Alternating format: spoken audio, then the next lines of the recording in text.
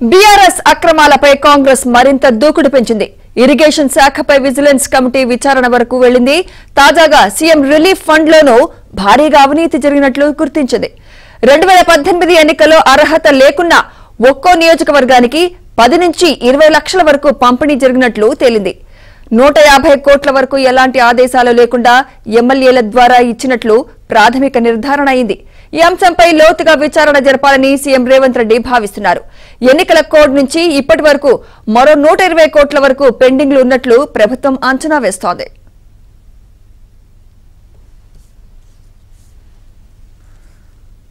ఇదే అంశంపై మరింత సమాచారం మా ప్రతినిధి రాజేష్ అందిస్తారు. రాజేష్, బీఆర్ఎస్ అక్రమాలు ఒక్కొక్కటిగా బయటపడుతున్నాయి.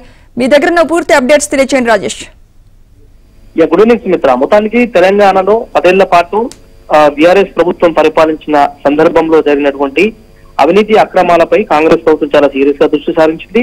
సో ఈ నేపథ్యంలో ఇప్పటికే ఆయా రంగాల్లో నెలకొన్నటువంటి ఇష్యూస్ పైన, ఇబ్బందులపైన వరుసగా కమిటీలు వేస్తూ ప్రజాక్షేత్రంలో బీఆర్ఎస్ ను ఎండగట్టేటువంటి ప్రయత్నం చేస్తున్నటువంటి కాంగ్రెస్ పార్టీకి మరొక కుంభకోణానికి సంబంధించినటువంటి ఎవిడెన్స్ రాష్ట్ర ప్రభుత్వం వద్దకు చేరినట్లు కూడా తెలుస్తుంది. Particular CM relief fund, CMRF కు సంబంధించిన విషయంలో పేద ప్రజలు సంబంధిత హాస్పిటల్ కు వైద్య ఆరోగ్య ఖర్చులను వేరు చేయలేక వెళ్లిన తర్వాత రాష్ట్ర ప్రభుత్వం అందించేటువంటి సీఎంఆర్ఎఫ్ కు సంబంధించినటువంటి అమౌంట్ విషయంలో 2018 ఎన్నికల సందర్భంగా అప్పట్లో సీఎం ఆఫీస్ నుంచి నేరుగా ఒక్కొక్క నియోజకవర్గానికి దాదాపు 5 నుంచి 10 లక్షలు, 15 లక్షలు, 20 లక్షలు ఇట్లా దశల వారీగా దాదాపు 119 నియోజకవర్గాల్లో ఒక్కొక్క నియోజకవర్గానికి 20 లక్షల చొప్పున ఎలాంటి ఆదేశాలు లేకుండా, ఎలాంటి ఎవిడెన్స్ లేకుండా, సరైనటువంటి రీతిలో లబ్ధిదారుల ఎంపిక ప్రక్రియ జరగకుండా కేవలము మౌఖిక ఆదేశాలకు అనుగుణంగా ఎమ్మెల్యేలు నేరుగా తీసుకెళ్లినట్టు కాంగ్రెస్ ప్రభుత్వానికి ఒక నివేదిక అందినట్లు తెలుస్తుంది. దీనిపైన ఒక ప్రాథమిక అంచనాకు వచ్చినటువంటి రాష్ట్ర ప్రభుత్వం 1-2 రోజుల్లో దీనిపైన పూర్తి స్థాయి లోతైనటువంటి విచారణ జరిగే అవకాశం ఉన్నట్లు తెలుస్తుంది.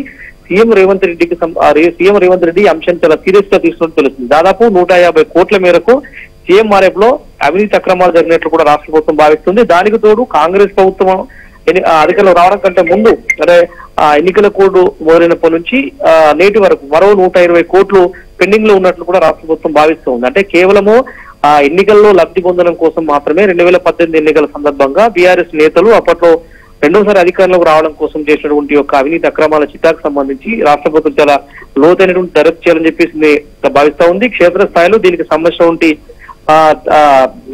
ఆధారాలు అందిన తర్వాత దీనిపైన విచారణకు ఆదేశించాలన్నటువంటి ఉద్దేశంలో రాష్ట్ర ప్రభుత్వం ఉన్నట్లు కూడా తెలుస్తుంది. ఇప్పటికే ఇటు పశుసంవర్ధక శాఖలో దాదాపు 200 కోట్లకు పైగా అవినీతి అక్రమాలు జరిగినట్టు ఏసీబీ అధికారులు తెలిసారు. మరొక వైపు మేడిగడ్డ బ్యారేజ్ నడుస్తుంది, సుందిల్లా అన్నారం బ్యారేజ్ లో నడుస్తుంది.